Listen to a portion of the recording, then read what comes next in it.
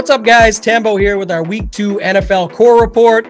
Week 2 was a monster for our experts, with many on the Tua stack in that Baltimore and Miami game stack, but nobody was higher on the Miami-Baltimore game stacks than our guy, Big T himself. Tony's player pool, available to premium members, focused primarily on the Baltimore shootout, as well as the Commanders-Lions game, adding in high-scoring wide receivers, including Amon-Ra St. Brown being in his core plays. Tony had a nice day, profiting over $83,000, and our members followed suit, dominating the slate in Week 2. Nadesify hit for $1K on FanDuel. Jacob Stubbs won $4,800 on FanDuel. Trev hit for $10,000 on FanDuel, and Chimo had another monster day, shipping over $100,000. The biggest hit of the day, though, came from one of our members, Racer1A, who shipped over $150,000 on DraftKings. If you're not subscribed to our content, what are you even thinking? Go over to our RunPureSports YouTube page right now and subscribe, and go visit our homepage at RunPureSports.com to sign up for our premium content. Our members consistently crush. Congrats to all those that shared their screenshots this week. There were too many to feature them all, but drop yours in our Members Never Win channel in Discord for a chance at a future shoutout. Until next week, good luck in your contest, and let's keep running pure.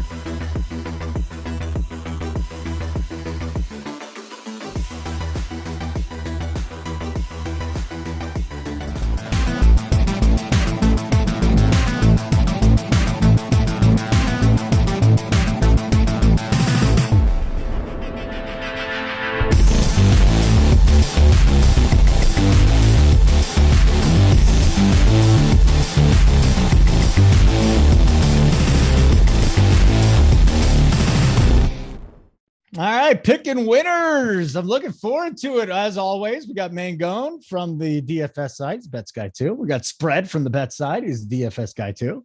And Holden, of course, hanging out with you. Before we get this show started, happy birthday to Uncle T. He might tell you today that he's 47. It's complete bullshit. He's at least 52, possibly 53 today.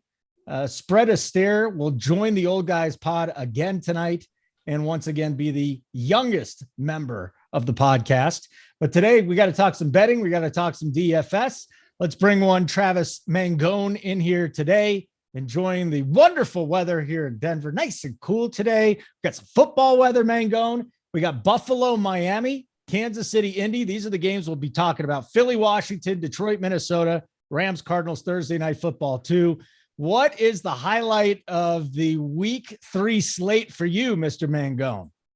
The highlight of the Week 3 slate. I think the thing that sticks out to me is Miami and Buffalo. Like that's going to be a fun time, right? I mean, we got two of the best teams in the league going up against each other, it feels like, at least as we're overreacting to the first 2 weeks. So it should be a fun game. And I'm sure people will be talking about it DFS wise as well.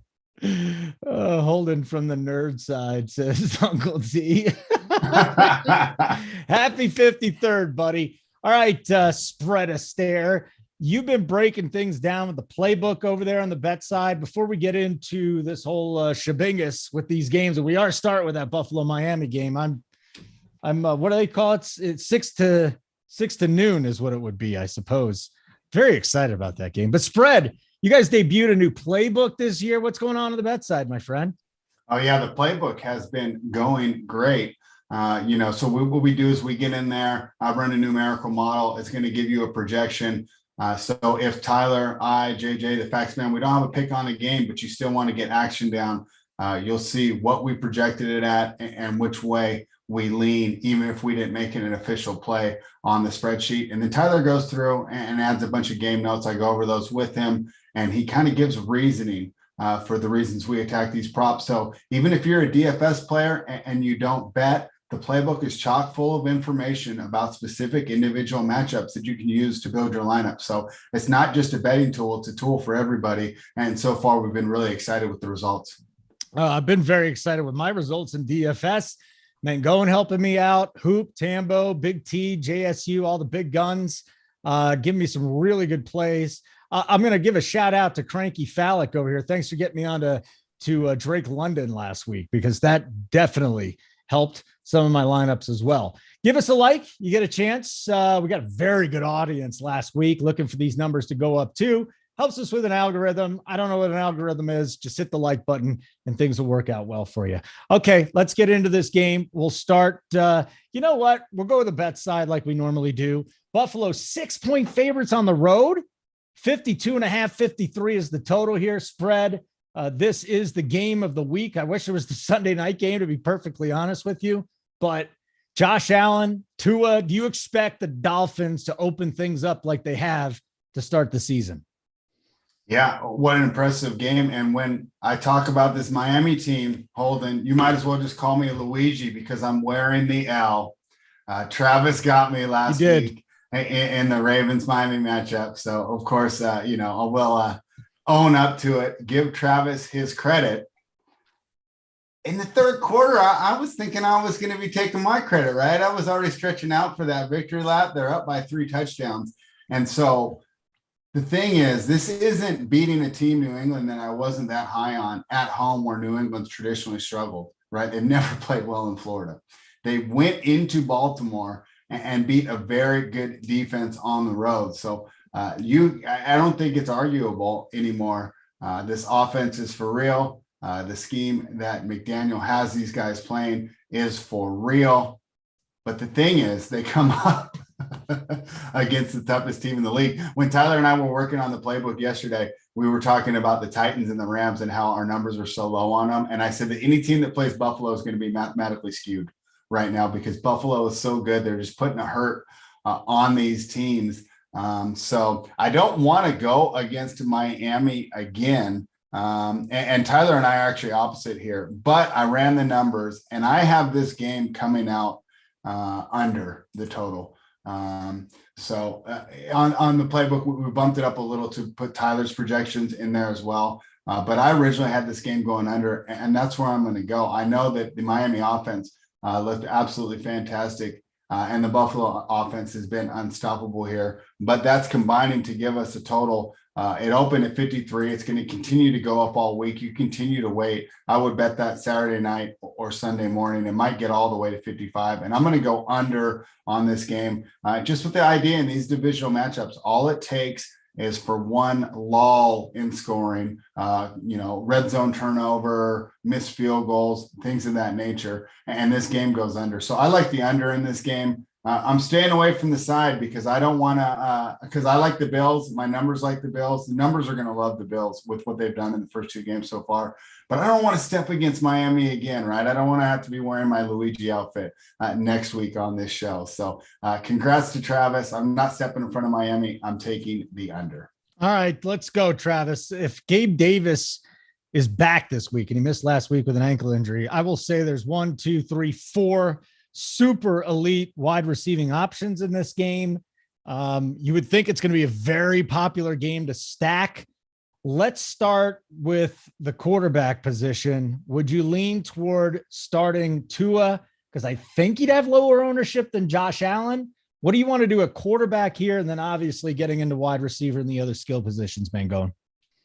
Yeah, Spread, I was a little nervous going into the fourth quarter of that game. I was like, nervous. I had to fire a tweet off like early, and say my congrats. But, my boy McDaniels didn't let me down. I mean, your boy Harbaugh, he's got that Harvard guy, right, that helps him with his like analytics and stuff like that. My guy McDaniels, he's from Yale University. He don't need no one to tell him the analytics. He got it done himself. So, but I think it's a great bounce back spot for the Ravens. Like absolutely great spot for them. Do think that overall it's going to be a team that we want to like target a little bit here. But the Dolphins, they're definitely going to be a team that I have a lot of interest in. I think that I'm going to want to play them a bunch DFS wise. I mean, Tua is going to be, we should talk about him ownership wise, right? Tua is going to be, I think he's 6.1K, I believe on this slate. Is that correct, Holden? Yeah. Tua, very cheap. Yeah, very cheap. And the thing about Tua that I really, really, really like is his price tag is going to be cheap enough where if you play some of these other guys, right? Like this is the struggle that I had in DFS last week. And I don't know how you guys felt about it, but when I built lineups, if you played Lamar Jackson, I always felt like I was playing like Mark Andrews ran back. And I know Mark Andrews ended up being on the winner and separated and was a difference maker, but I kind of noticed that I was already spending up on Devontae Adams, and I was trying to figure out what was the stack around it that I wanted to put. And I just couldn't make the Lamar thing work. And I know I'm going on a little bit of a tangent here, but I think it's important to mention that when you play Tua, his price tag at 6-1 isn't the price tag of these other studs on this slate, where it's going to allow you to make this stack easier. I mean, look at the price tag on Josh Allen, who's in this game. Great option at 8-2. But if you plug in Josh Allen, you plug in Gabe Davis, and you plug in Stephon Diggs, it's a lot more expensive than going Tua, Waddle, and Hill. And you don't have to go both. You can just go like a skinny stack. You easily go Tua with Waddle and then pair it up with Gabe Davis or Stephon Diggs, depending on if Gabe Davis plays. But the point I'm getting at here is it's a $2,000 difference between Josh Allen and Tua. And if Tua doesn't break the slate last week at his price tag, I would have been very curious to see, is Lamar Jackson on the winning lineup with the 42 DK points? Or do we have Carson Wentz, who got like 32 DK points as the winner for about, I don't know, like, what was it? Like maybe like $1,800 less. Yep. I wish we knew. I wish I could like run that simulation and see, but obviously Tua broke it. People are going to be on this game. I think it's going to be one of the more popular games. This total opened at 51.5. Now it's at 53.5, and everyone's going to gravitate towards those guys, right? Tua, Waddle, Tyreek Hill, Stephon Diggs, and Gabe Davis. They're all going to be in play. Dawson Knox should be mentioned. I think he's a really good tight end option that you could pair up to make things cheaper. If you want to go Josh Allen with Dawson Knox instead of a Gabe Davis with your Stephon Diggs, that's a $2,000 discount. That might be able to help make things work. And you don't have to worry about the tight end position as much. And if you are saying, I watched Monday Night Football and I saw this dude named Gilliam getting involved a lot more, I wouldn't worry about that. When you're kind of beating a team up that bad, when you know you have that team's number, you let some other guys get involved, right? That's just kind of how it works. I think Dawson Knox is the guy. I know he was dealing with an injury, I think a little bit during the game too. So it made sense not to just like, sling it to him there. This is going to be a big game for sure. A game that I know the Bills are going to be kind of making sure that they get that W for. They're going to be using all their plays, and it should be a fun one. I'm definitely going to consider it DFS wise, but I want to see what the ownership is going to be, because again, there are some tough price tags on these guys where it could make it difficult. Like if I plug in right now, Josh Allen, I plug in Stephon Diggs, and let's just plug in Tyreek Hill, or we'll do Waddle just because he's cheaper. He's 6.8K. And I do think that Waddle will be the guy that people gravitate more towards, not because he had like such a great game, mainly because of that price difference, and people are going to feel like, oh, there's not a huge difference between them. So maybe that discount could be interesting. But if you plug all three in, you're at 4,500 for all of your spots, right? Now, if you go with defense, let's say we put a guy in that's at 3.6 or a tight end, and then defense, we go to 2.5. You're left at 5,300 for two running backs, a receiver, and flex. And to be fair, when you look at this running back position, not a lot of guys, obviously, you feel like you can play that are below 5,300. So it is very interesting. There are a couple of running backs that I want to talk about from this game too. And again, can I start real quick? Yeah, jump in. Raheem Mostert ran 20 plus pass routes for the first time in his career. He had 11 carries and 51 yards, and he's the guy that's popping for me right now. Do you have any interest there? My issue with Mostert, I like him. I think he's fine. I think the price tag of 4,500 is great, and that's the encouraging part. My only worry is, let's not act like we know what's going to happen with Raheem Mostert. Like if I told you hold into like week 3, week 4, week 5, week 6, the next 4 weeks, predict what's going to happen with Raheem Mostert, write it down on a piece of paper and then put it away and then look in a month at what your prediction was. I bet it'll be wrong, right? Like I don't think we know exactly what is going to happen. So yes, I think that 4,500 price tag is enticing, and I am going to consider playing him, but let's not act like it's just like his backfield now for good. Okay. Unless we see more like, maybe coach quotes and stuff like that, maybe that helps, but you just never know. If Chase Edmonds gets in the game and he rips off like a big 45-yard run, he just like earns like more opportunity throughout the game. So we have to understand that if Raheem Mostert is going to be 33% owned, which I don't think he's going to be, but let's just say like an egregious number. Imagine if he has a bad game where obviously Chase Edmonds could come in there, that could change things. So I want to know what his ownership is going to be. That is going to be the key thing of how to handle guys that are fragile, right? Like Darrell Henderson's a great example. We saw Darrell Henderson last week. He was not good, and he was higher owned. And yes, some of his ownership did go down on Sunday morning because of some conversations that were going on around Twitter. But overall, I think Raheem Mostert, I agree with you, Holden. He's someone I'm going to have on my list. And when I go through and like, you can go to my 3-max stuff, Raheem Mostert will be on there, but I will evaluate it Saturday night and then say, does he deserve to stay or should he get off the list? That's something I think you need to think about. And then Devin Singletary, can we mention him? Because maybe I'm just going out on a limb on this, and I'm sure everyone's going to play Monday morning quarterback with Devin Singletary. This guy sucks. Why does he even get the work? It's like, well, let's think about this. Week 1, how did that game play out against the Rams? Devin Singletary, it was his half, the first half. He was doing everything, it felt like. Yes, Zach Moss was in there a little bit, but he was very much involved. And then what happened in that third quarter? He was involved to lead the game, and then they just stopped going to him. I mean, I had that under, and I was sweating it, and I was texting JJ about it. I was like, we're going to get lucky here, right? Zach Moss is going to be in the game and like end up like helping us get home. And he's like, no way that actually happens. And look, it did happen. And then what happened last week? They play the Titans, and the Titans are absolute trash. They know they have this game where they're literally just wait. Are the Titans really trash or are the Bills really? They were the first 2 weeks. They haven't looked good. I don't think the Titans are that good. I mean, like maybe maybe saying trash is a little egregious, but I don't think the Titans are a top 15 football team. They might even be in the bottom 10. I don't think they're that impressive at all. And by the end of the year, they might easily be bottom 10 because they might just go from Tannehill to what's his name, Malik Willis, right? And then that just might turn into an absolute train wreck. But that's for other reasons, right? That's to evaluate a situation. But I'm not the biggest backer of this Titans team, and I just think it's a spot where Devin Singletary's price tag and the opportunity that he has can't be ignored. Like, here's one question and debate we could have, Holden, about the running back position. Like, Miles Sanders or Devin Singletary. I think everyone would be like Miles Sanders by a mile, right? Holden, that's what it feels like. Would you agree? Off the top of my head, yes, because they'll look at him because he gets more work. At least that's what you think he does, right? Yeah. So like, what's Singletary getting? 8 to 10 touches? But is he normally going to get 8 to 10 touches? Like both those. Like, what if the game's competitive? Have we seen the Bills in a competitive game yet, Holden? Mm-mm. So if the game, it's like an if-then statement. If the game is competitive, then we probably don't see as much Zach Moss. We'll still see Zach Moss, but maybe not as much. And James Cook ain't getting the ball as much, too. So I think overall, this isn't a bad buy low spot, especially when everyone's trying to say Miles Sanders the better play when that dude had 0 touchdowns last year. I mean, let's be real. Like, yes, and Josh Allen is the goal line back. Totally agree. But in tournaments, there's some interesting leverage opportunity with him. That's all I want to say with him in this game.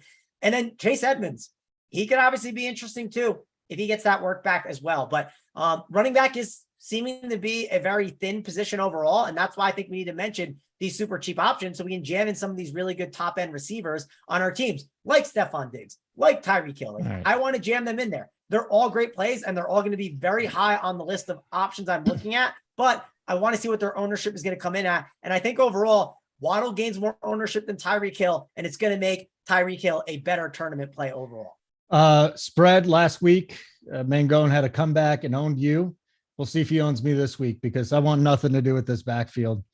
Allen could steal the touchdowns. Singletary is just getting his carries. They'll work Moss into it a little bit. I don't think they'll use James Cook, guys. I know that there was a comment. There's 4 guys they're rotating. Cook got a lot of work because it was a blowout. They don't. This kid has not earned their trust yet, but boy, I mean, he fumbled week 1, right? Of course, it makes so much sense when you're playing the Titans and you're up 41-7. Yes, it's James Cook's time to feed him the rock. Like he ain't touching the ball. Yeah, like if I told you, Holden, like let's say I told you that one running back had 15 touches and another running back had 30 touches, okay? But the guy with 15 touches had all goal line work. You'd be like, man, that's a lot more, that's better opportunity than the 30 guy possibly. And like, maybe that number is a little ridiculous, but the point I'm getting at is James Cook's touches don't matter if Miami stays in the game. Now, if Miami is losing 41-7, yes, then James Cook is going to eat into other people's work. It's just very simple. So I just think it's a buy low spot where you're going to hear everyone talk badly about him. And all these running backs have been trashed. So why not take a chance on a guy that is not going to be owned, that people do not want to roster from the best game on the entire slate. And he'll also leverage other plays. And it's from the best offense in the league. You don't want to invest in a running back from the best offense in the league. All right. Hey, Holden. Yeah. What do you think? Will Travis call the Miami Dolphins trash if they get absolutely blown out by the No. best team in the NFL? I mean, now you're just picking on the poor guy. I'm just saying this. I'm just saying this. Like when I look at this slate, the Buffalo Miami running backs in a committee, one with a running quarterback, just don't pop. But hey, Mangone's been right. So I'm not writing it off completely. It's just not on my radar. All right, guys, we just spent we just can't act like what we've seen after 2 weeks, Holden. Like this is such an important point to bring up DFS wise. I know.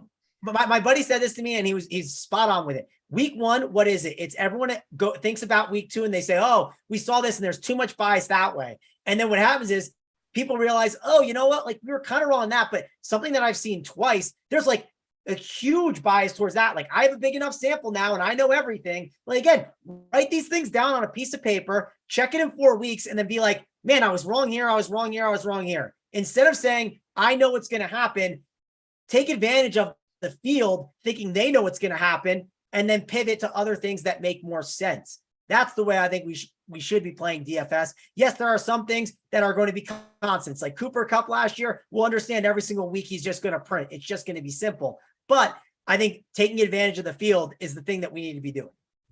All right. We've spent plenty enough time on that game, but it is a pretty good game. Tell you that much. It's probably the number 1 game of the week. This is picking winners, spread from the bet side, Mangone from the DFS side, and as Uncle T said, Holden from the nerd side. So we're doing very, very, very good today. Hit us up in the chat. I love all the thoughts that are going down today. Love everybody saying hi. And whether you're watching this live or on tape, who says tape anymore, or just a replay, hit the like button, help us out. It would be wonderful. It's the only reason we ask, the only thing we ask of you. We give you this great content. That's all we ask you. Takes you literally 1 second, maybe less than that, to do so. Also, if you've not yet subscribed, man, we hit 10,000 followers and now it's just going bananas. We're unstoppable on the YouTube. Subscribe, bottom right-hand corner, little red button. Let's get into our second game here. Now it's Kansas City at Indianapolis. I want to say this. The Colts offense has been dog shit. They have been shut out 7 of 9 quarters. Remember, they played an overtime quarter. They have scored in 2 of 9 quarters, and they played the Texans and the Jaguars. So this is a very, very shaky start here for the Colts, but we do have a situation where there's 6-point dogs at home against the Chiefs, a healthy total of 50.5 spread. That's 6 points on the road's a lot, but I mean, Matt Ryan has done nothing to make me think that he's going to be competent at this point. Although there have been a couple of explosive plays. He gets Pittman back. Maybe that changes my mind on some things, but what do you got here with a side and a total with the Colts hosting the Chiefs? Yeah, that was a common theme on our previews. I was really down on Matt Ryan and this edition. I wasn't impressed at all at what I'd seen from Atlanta. And I've said it before, Aaron Rodgers and Tom Brady have everyone messed up thinking it's normal for quarterbacks to continue this high level of play late into their thirders. I think Matt Ryan is completely done. And once again, Chris Ballard's assembled a great 52-man roster and then left out the most important piece here, trying to get a washed up veteran. Boy, maybe they should have probably made a move for Jimmy G, but we'll talk about that at a different time. Until I see it from the Colts, I can't get behind them. And I know we're worried about laying points on the road, but here's the situation. We want to do it with explosive offenses. We want to do it with teams like the Buffalo Bills and the Kansas City Chiefs. They have not lost a step without Tyreek Hill. And Patrick Mahomes has seen what's going on over there in Buffalo, and he's pretty excited, right? They told me couldn't do it without Tyreek. Now, they're saying, is he the best quarterback in the NFL? I think they're going to continue to run up the score. I think this one's a fairly simple handicap until the Colts show something that shows that they're going to be competitive with these top teams in the AFC. I'm going to continue to fade them. Give me the Kansas City Chiefs. Ooh, little Chiefs. We got a lot of favorites, road favorites here. And like I said, I get uncomfortable betting anything more than 3.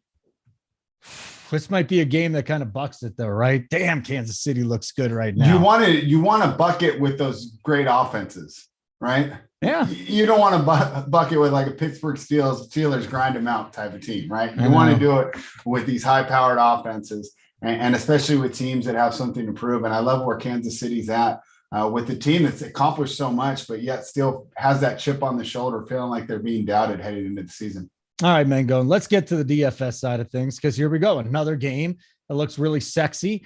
Second highest implied total on the slates, the Chiefs at 28.5, Buffalo at 29.25. So you got a higher implied total by Kansas City this week. The interesting thing here, I want to start running backs though. Edwards-Helaire has been very involved on the ground in the passing game. Nyheim Hines, if you think the Colts are going to play from behind, probably should get more work. And where are you sitting on Jonathan Taylor at 9K? Because I'm thinking we're getting him at sub 10% again. Yeah, I'm with Spread though. I love watching this Chiefs team playing with a chip on their shoulder. I love playing with a chip on my shoulder. It's always fun. But I will say the old Colts, like, man, Matt Ryan needs to get a chip on his shoulder because that thing is rough out there. He needs to figure it out. He is absolutely a disaster. That's my big fear for this team. Like, and one thing to like is, like, we haven't talked about defenses. We don't talk about it much. Kansas City defense got to be in play, right? Because I assume what's going to happen is KCD is going to be up and Matt Ryan dropping back and slinging the ball. That is a recipe for disaster. We saw the Jaguars defense drop 21 last week. Certainly the Chiefs could do something like that. So I think you got to consider that. Maybe a little correlation with the Clyde Edwards-Helaire, because Clyde Edwards has been getting some work. Only issue is some of his price tag has gone up a little bit where it's a little uncomfortable. Like, you know, we never loved roster him at like 5'8" or 5'5".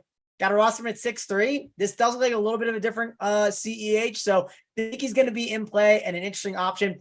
Juju's price is 5'5". That's not bad. But the real price tag we got to talk about here in this game is Travis Kelce, 7.9K. A guy that can break any slate. If he goes for 40 DK points, no one is batting an eye at all. But do we want to pay that price tag? That's my big concern. I don't know if I'm going to get there this week.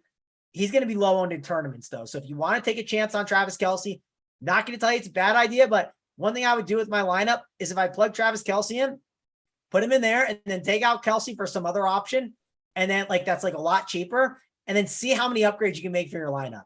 It might be worth it. So just be on the lookout for that. Maybe when you kind of run your projections and you run some stuff, maybe go in and look at like where the Travis Kelce teams are and how far of a projection drop off it's worth it, or see if it's worth it, and then from there, evaluate the ownership differences and see if that's going to be, worth the gap. So I think that's very important to discuss. Jonathan Taylor, 9K. Certainly you can play him. If you are going to play Jonathan Taylor at 9K, you probably want to run back on the Chiefs. Maybe it's Kelce, maybe it's Juju, but you do probably want someone from that passing game because that would lead to a script of Colts are possibly leading this game and controlling it on the ground. And then the Chiefs got to play a little bit of catch up. So overall, it's a good game, but I don't think a lot of people get to it as much as you think, because I think they're going to struggle with some of these price tags. All right, guys. They're going to struggle with Jonathan Taylor's price. Yeah. That's BS. I was on him last week. Who are you talking about, Uncle T? Who are you talking about? I have no idea who he's talking about. Was I on Kansas City or Indianapolis? I'm not sure. I don't think I'd be on Indianapolis when Pittman was down. So you tell me, Uncle Tizat. Like button, you guys are being a little hurtful right now. 90 watching. We'll have about 2,000 by the end of the week. So get that up. Come on, guys. Stop being jabronis. Philadelphia, Washington. Yes. I didn't include the game when I sent Mangone the list of games we were going to get to because I had a feeling he was going to go to this. He loves Washington football games. And you love Philly games too. And why not? We've got a lot of scoring in these games, but let's get to the betting side first here. Spread another 6.5 point favorite on the road. That is a lot in a division game. 47.5 is the total. Do I think the Commanders suck? Absolutely. Do they suck enough to back the Eagles at 6.5 on the road? Talk to me here. What do you think? What do you think? Did you go through the playbook and just pick out all the games where I have these numbers straight exactly with the way I have not read the playbook yet. Okay, you just got it done. I had it really close, and I had to go to the dispensary. I mean, come on, man. Okay. I got priorities over here. I didn't have time to read the betting playbook. I got a couple of days for that. I'll be pretty excited for the old guys pod in hearing that because after the performance last week, we can really hear it about a half hour in. So I actually have these numbers right on. And that actually makes me happy, right? I was telling Tyler when we're going over everything yesterday, I said, well, when I have a lot of these numbers going exactly with the sports books, I'm actually feeling pretty good. I don't want to have an edge on 12 of the 16 games. Then I'm worried that I'm doing something wrong. So unfortunately, Holden. I can't just rely on the numbers here to give me a pick. I'll tell you what, like I lean Philadelphia, but I don't want to lay it. I don't really want to get involved in this game. And even looking at the total, I came up with around 48, and it's a total of 47. So I do like the over here. My worry is that the Commanders don't do their part to get me there to the total. So what I will do to get around that is I'll play the Eagles team total over and not worry about what Carson Wentz and his Commanders offense does. So what is it, 27.5 spread? Yes. That's healthy. That's healthy. So, but I do like it. I think the Commanders defense still has some issues, and I like the way that this Eagles offense looks, not to mention with Carson Wentz beyond the helm in a pressure situation. We probably can count on him for some nice turnovers, some nice field position. Give me that short field. Jalen Hurts, AJ Brown and company can take advantage. So I don't love this game, but my favorite look is the Eagles team total over. Okay. Mangone, I know you love this from a lot of different sides. You could go to quarterback with Hurts, maybe even Wentz. Wentz kind of paid off. Running backs galore, Sanders, Gibson. If you think that the Commanders are going to fall down, maybe JD McKissick is in the mix. And then at wide receiver, AJ Brown in a great spot. McLaurin did he have the week 1 blow up spot? I'm looking for him to blow up. Smith got a lot more involved. Curtis Samuel has got to be in your player pool. Dotson on low targets has really stepped up. But I think the one thing a lot of people in DFS missing right now, this Washington wide receiver core, pretty good. And then you throw Logan Thomas into the mix. We got 2 good tight ends too, Mangone. Yeah, it's definitely pretty good. I mean, one thing to obviously like is they're playing a lot of 11 personnel. And because of that, you're going to get McLaurin, Dotson, and Samuel on the field a lot. They're also scheming Dotson open. Antonio Gibson, right now it's his backfield until probably Robinson shows back up. So the opportunities are there. And Carson Wentz, the problem is the price tag. 6'3". Am I dying to get there? I don't know. I think he's in play, but this might be the week I end up being off. It is a revenge game, though, against the Philadelphia Eagles. Now, does it go well? Does it go well for him, or does it go well for the defense, who might know some of his tendencies? That's the big question to ask. I do think the Commanders are in play, and betting wise, like I don't hate if they get up to 7, taking the +7, just because division rival game to give a team 7 like that, especially the way like the Eagles are. Like I think everyone's talking like Eagles could make the Super Bowl and all this stuff just because the NFC is wide open. It's like settle down. Relax. It's a division game. Getting 7 on a Washington team that hasn't looked bad. They haven't looked great as well. Yes, the Lions ran all over them for sure, but I'm not totally out on this Commanders team being like just a bad football team. They're not the Tennessee Titans, right? They're the Commanders. Oh, get the hell out of here, Mango. Now you're just trolling. They're a bad football team. Way better than the Commanders. They are a bad football team. They're sloppy. They're poorly coached.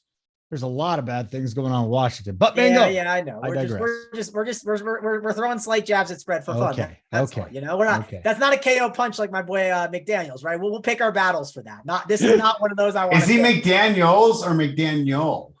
McDaniel.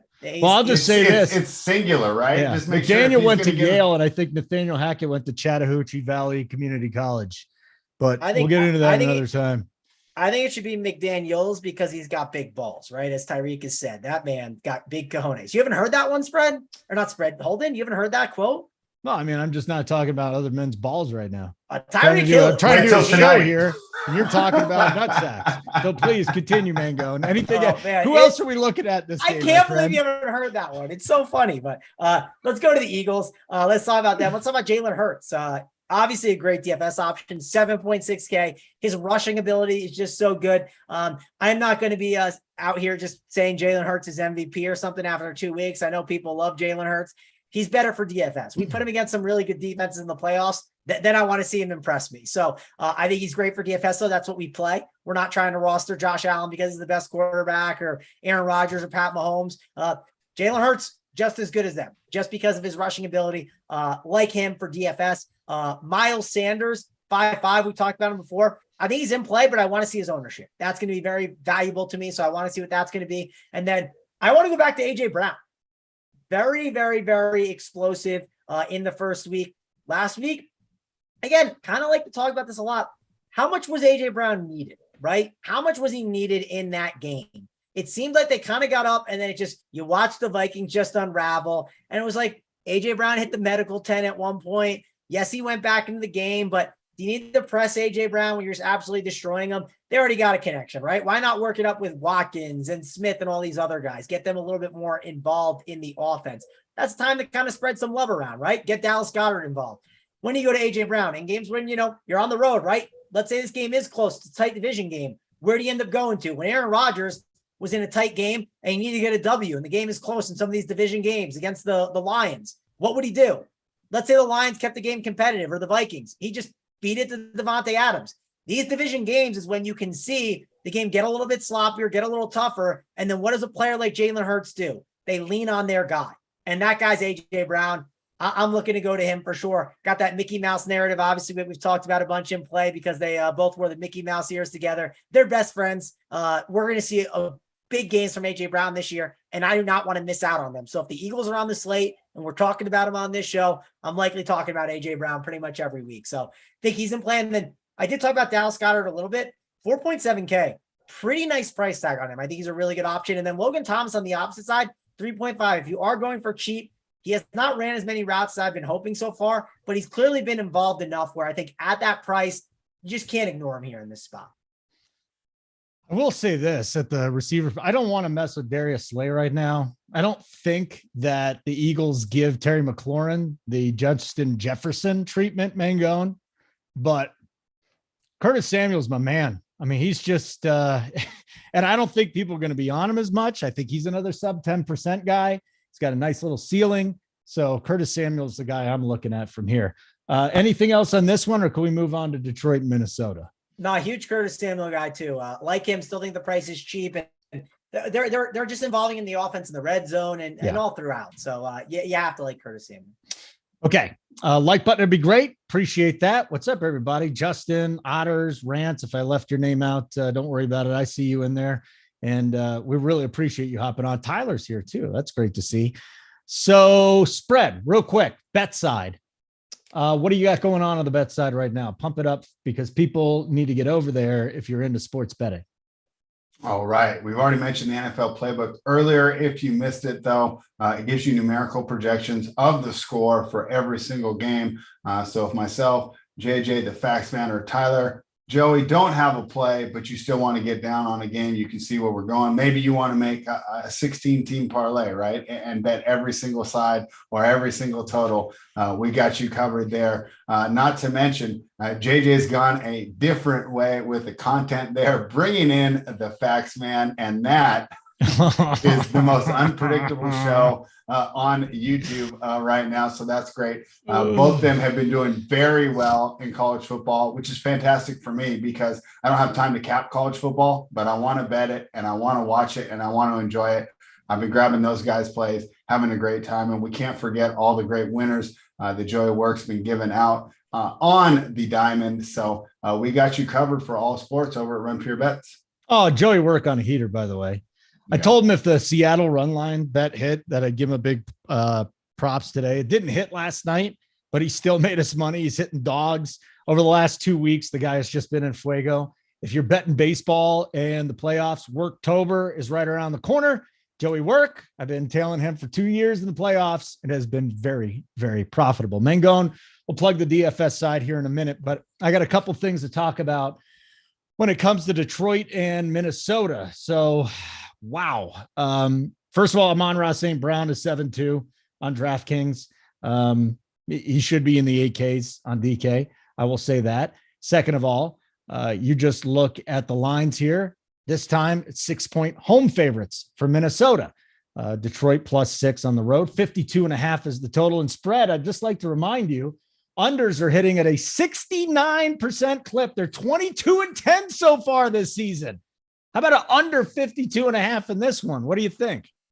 Holden, did you look at the playbook? I told you I've not gotten to it yet. I had to go to the dispensary and feed the cat. It was a rhetorical question. I just wanted to plug the playbook one more time because we have this game coming in at 49.2 on a total of 53.5. This is one of the few games where we found an edge. We also like the Vikings here. It's down to 5. I have them winning by 7. So I like the Vikings and I like the under. You mentioned it earlier. This is a great bounce back spot for this offense, getting back at home. And I think the Philadelphia Eagles defense, that was a really tough matchup. Now they go against one of the worst defenses in the NFL. We were excited about the addition of Aiden Hutchinson. He showed us why with those 3 first half sacks. Thank you, Simon. But what happened was he got hurt in the second half. He was in and out of the game. And one player doesn't make a defense regardless. Okudah is really yet to pan out. Maybe he still will, but that looks like that might have been a mispick. We have a weaker secondary here with this Detroit Lions team. I think Minnesota is going to score fairly easily. And one thing I think they're going to learn from their game, Travis mentioned it already, Dalvin Cook should be a guy that they're trying to run this team through. I expect them to be a little more conservative on offense when they get the lead. On the flip side, I think they understand that DeAndre Swift needs to be involved with the Lions. These are reasons why the numbers are pointing us under. I like the Vikings as a home favorite here, and I also like the under. Just so you know, you get Vikings money line under 55.5 at plus 140. So that's something. Yeah. Boost up the total. Take the Minnesota Vikings on the money line. I'm getting plus 140. Single game parlays are not going to be profitable long-term, but sometimes you're going to find some good ones. Let's get to the DFS side. Mangone, you can start with Amon-Ra St. Brown. And I want to remind you that John Kaminsky, defensive end for the Lions, going to miss this game. Hutchinson got banged up in the second half. I'm a little bit concerned about this Detroit pass rush to begin with. Now you take Kaminsky out of it. I think that Kirk Cousins is going to have some time here, my friend. So how does that translate to DFS? And again, Amon-Ra St. Brown, 7-2. What are we doing here? How are we not playing this guy?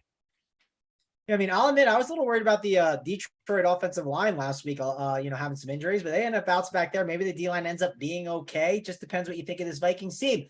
Are you a believer in them, or do you just think it was, hey, like Kirk Cousins in prime time just being a bum? I think it's more so that. I mean, he's just been absolutely awful.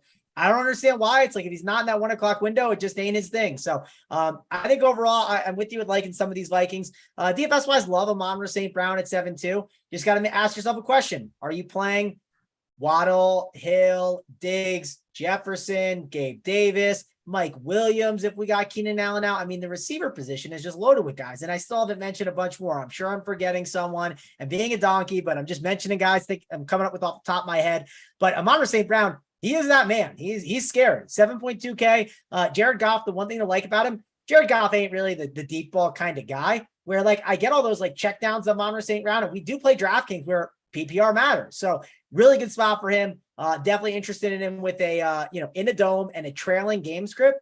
That's something I'm interested in. I think DeAndre Swift at 7.2K, not a bad play you can go to at the running back, but I prefer St. Brown. He's probably my favorite play in this game.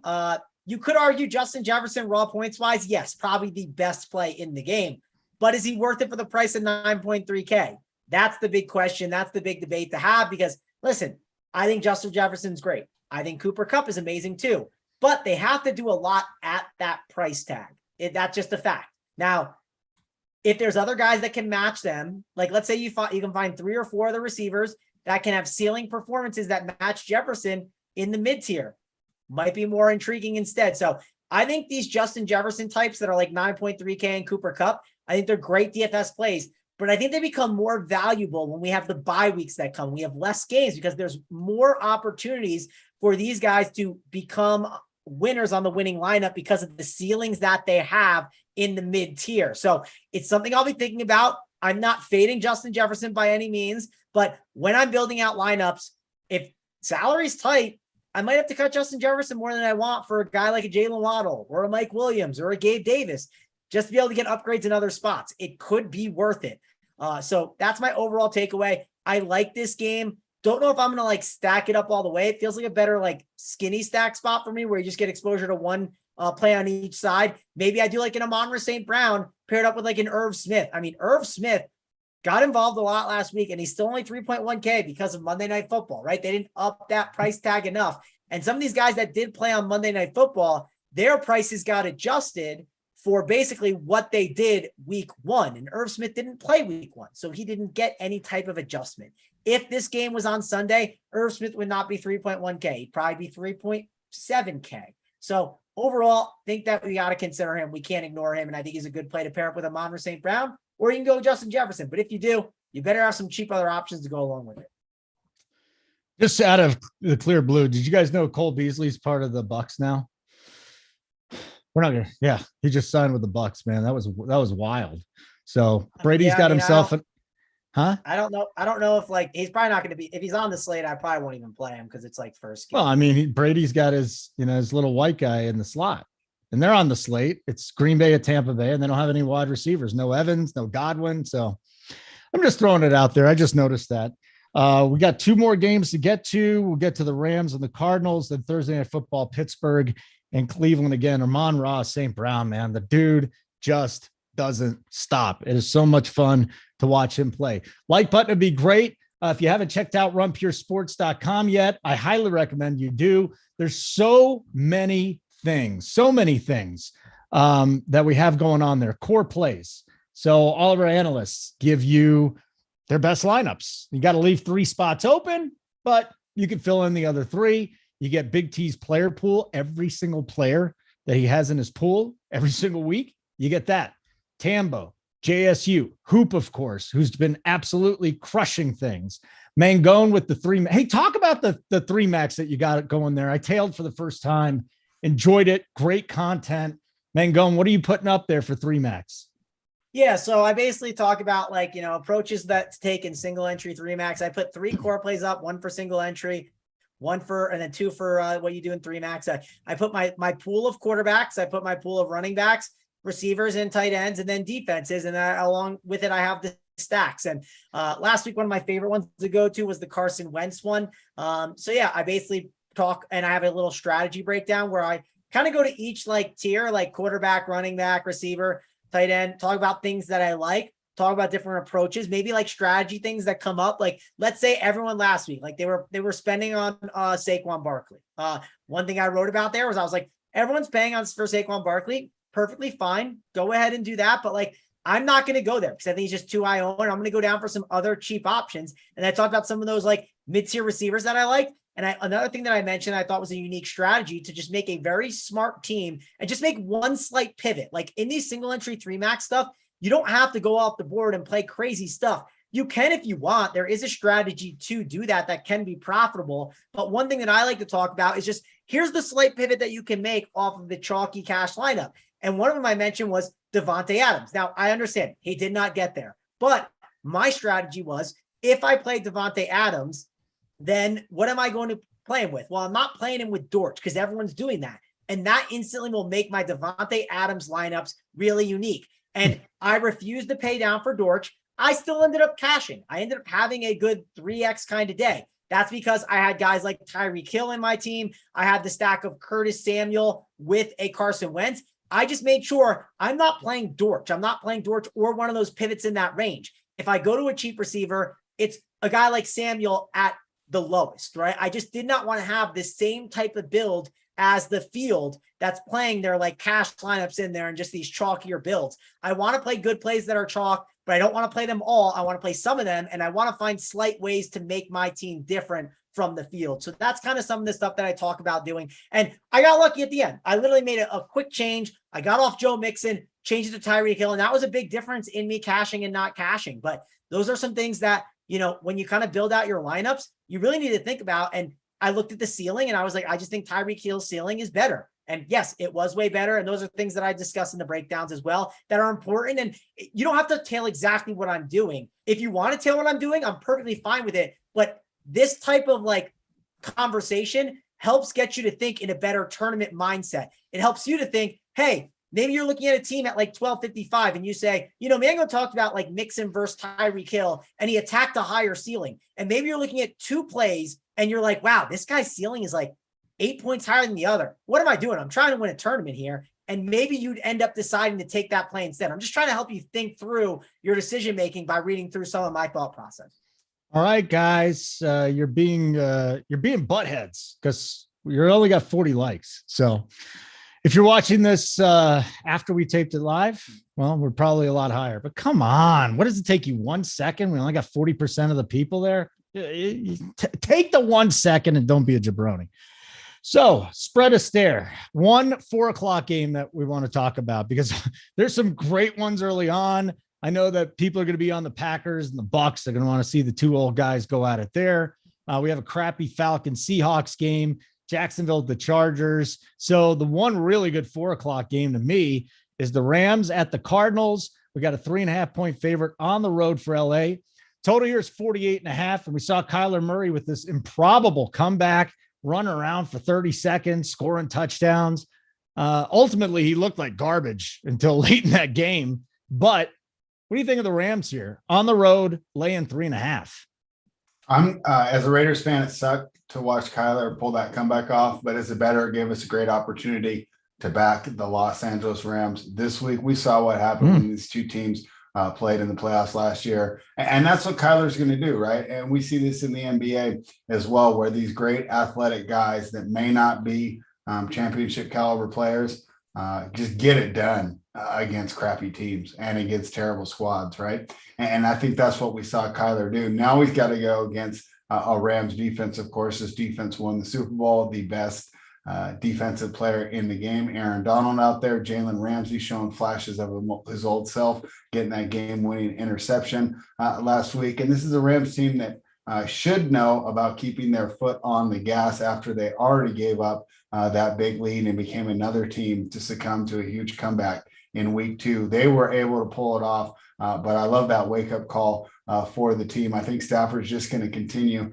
to get better here as the season goes on. We know that he missed a lot of reps in the OTAs and the training camps due to that elbow injury, but now it's all hands on deck. This team knows it has to go down. I think the not only almost blowing the lead, but then the loss to the Bills is going to have this team focused. I like an overconfident Arizona team coming off a game they should not have won. And I'm not really too high on this Arizona defense overall. I think the Rams are going to be able to score and score at will. And I don't think their defense will be as pliable as the pitiful Las Vegas Raiders. Give me the Los Angeles Rams, Holden. Ooh, let's do it. Little Rams.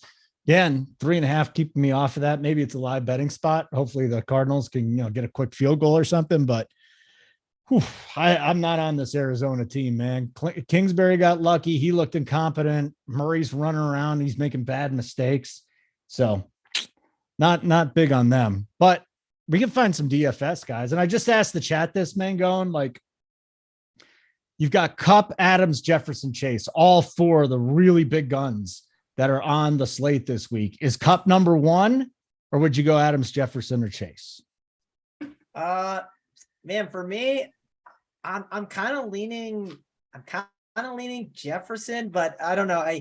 It could be wrong. I'm not like loving like spending over 9K, but I am leaning Jefferson. So that's my lean, but I don't have a strong take on it. If you're going back and say, man, you were wrong last week on it. I won't remember. It was 51-49. Yeah, I know you won't remember, Holden. That's for sure. But, I think it's tough. Cooper Kupp's a great play, obviously. If you are going to play him, I typically like playing it with maybe a Cardinal or making sure if you are going to play him, you want to play it with like a super, super cheap stack that you think like really hits and gets there. That's kind of like maybe the routes to playing it. But overall, Cooper Kupp, 9.9. It's expensive, but we know he can produce and have a good game. Not really dying to play Kyler Murray at the 7.3 price tag, and there's a bunch of other options that I can go to. I know he did have a good game last week. He was out there pretending like he was in Call of Duty trying to clutch things up, but he got the job done. We got to give him credit where it's due. The Call of Duty bait, it didn't get in his way, it seemed like. So Kyler Murray, we'll see how he does this coming up game against the Rams because they are at home, and the Rams, I'm not super impressed by them. So I think the Cardinals could steal this one. It wouldn't absolutely shock me, but we will have to see how it all plays out. Greg Dortch, 4.3. Still not a bad price tag. I think he's in play. Zach Ertz at 4.6. Don't mind him as a tight end. And then Hollywood Brown, 6K. We know he's got a ceiling. So let's not just write this guy off. He could easily just rip one and we would not be surprised. So one last guy I need to talk about is probably the Darrell Henderson and Cam Akers situation. Cam Akers at 5.5. I think people are going to gravitate more towards him after what happened last week. as of Wednesday right now at 12:54 Mountain Time, I think Cam Akers is the better play. But I wouldn't be surprised if it comes to Sunday morning and I'm like, okay, Cam Akers' ownership is a little higher than I want it to be, and he might not be as good of a tournament play, and I might get off him. It's something that just, I think we're going to have to watch every single week. They could be a little bit more by committee than we hope. So don't know what's going to happen with that situation. We'll see who wins the job, but Cam Akers right now is currently the leader in the clubhouse to be a pretty good play. But if that ownership's high, I want nothing to do with it. Mangone, what about the other side? If James Conner does miss, you've got Darrell Williams at 5-1, Eno Benjamin at 4-7. I mean, both these guys would cut into each other's ownership, so I would think they'll be very low owned. But would you want to target the Rams rushing defense with two guys that might be splitting the time? No, I'm not dying to like play these running backs. I wish Benjamin was getting like for sure. Like I knew what his production would be because I think it could be interesting for sure, especially at the price tag. But James Conner 6'2", I'm just not dying to get to him. Like if I had the salary and I end up landing on it, it wouldn't be the worst thing to do. But man, like there's other running backs I think I just prefer, and I'm probably going to keep a little bit of a tighter running back pool this week, and I just don't know if he'll make that cut. All right, guys, we got one more game to get to. Like button would be great. We'd appreciate that. We got a Thursday night game. Let me also tell you what's coming up on Run Pure for our football content. On Thursday, we got the Daily Assist. Hoop's going to break down some stuff on Saber Sim. Comes up at 11. We got the Thursday Night Football Showdown Print Factory. So 11 my time, 1 o'clock. So the Daily Assist at noon. Saber Sim tutorial is at 1. Thursday Night Showdown. These have been huge shows. 4:45 Eastern time. And then me and JJ will do the NFL props show on Thursday evening. The cash show will be Friday at 11 in the morning. We got the Print Factory talking touchdowns with Spread, Tyler, and Kurt. Oh, yeah. And then the news dump coming up at 5 o'clock. So we got a lot of content coming between tonight and tomorrow and Friday as well.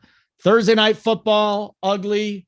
38.5 is the total for the Steelers at the Browns. By the way, if you're betting that last 2 years, the under is 7-0 on 38.5 totals or less. The Browns are 4.5 point favorites. Trubisky could lose his job this game. Kenny Pickett could come in here. It's not an easy game to handicap spread. I lean heavily toward the under in this game. What are you thinking? I think it's an easier game to handicap. I'm getting 4.5 in a game with a total of 38.5. Give me the Pittsburgh Steelers. This could be the one opportunity for Mitch Trubisky to be the best quarterback on the field. Maybe not the best quarterback on his team, but if Tomlin's not going to start Pickett, he'll be better. I was really disappointed in the way the Cleveland Browns went out there. I was high on that pick last week, and it looked like I was going to get it done there, but then Kareem Hunt stays in bound. Nick Chubb, who our priors show that, hey, this guy's aware of the clock and he takes a knee when it's necessary.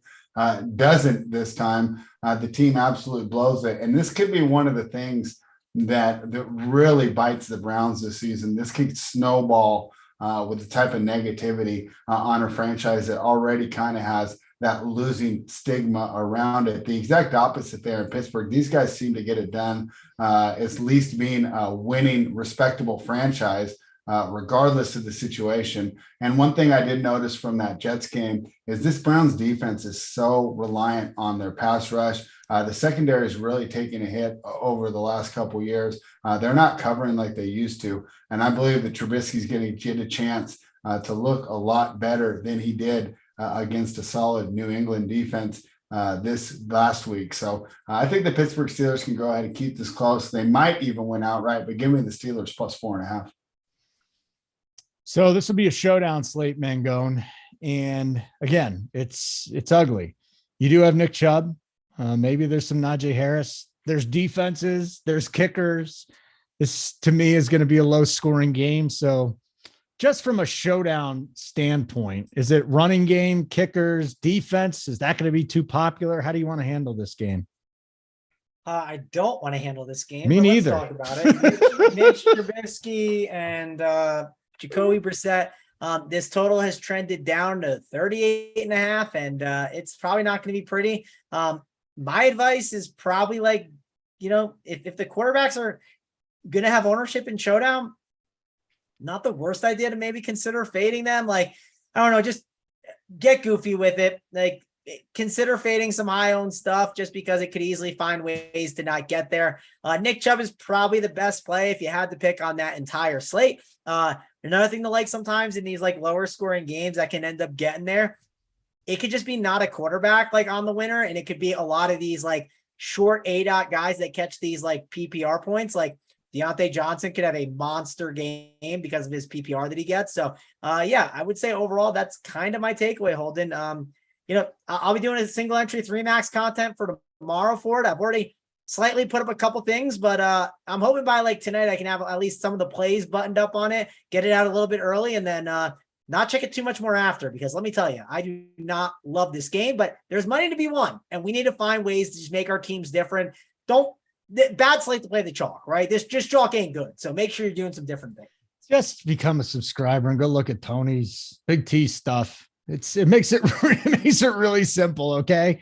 It's as easy as that. RunPureSports.com. And I know Tony is having a little battle with us here in Denver because he's like, oh, East Coast is the best time to watch. I don't want to wait till 1 o'clock till the games start. I also hated living in Vegas though, when I had to wake up at 10, or you had to be up by 10 after partying there. No. Central, Mountain Time, the two best. What do you think about living out in the PST there?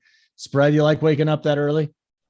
Yeah, man, I'm so excited. Like I was up at like 4 a.m. I had to wait 6 hours for the games to kick off. I don't think I can make it another 9 hours. So I guess because at my age, I don't really party anymore. I think it's great. I'd rather get it done. I'm falling asleep during these Sunday night games out here on the West Coast. Really? Now, to be fair, yeah, I'm usually pretty exhausted, man. It's an emotional day on Sunday, especially, the way a lot of these games have turned. I mean, I know we like to say, oh, we have the edge here, we have the edge there. How many of those games just came down to something completely random this week, right? Where it was just like, this is just unbelievable. So, yeah, I love it out here. I'm happy with the 10 a.m. start, but to each his own. Probably you guys have more exciting night lives than I do.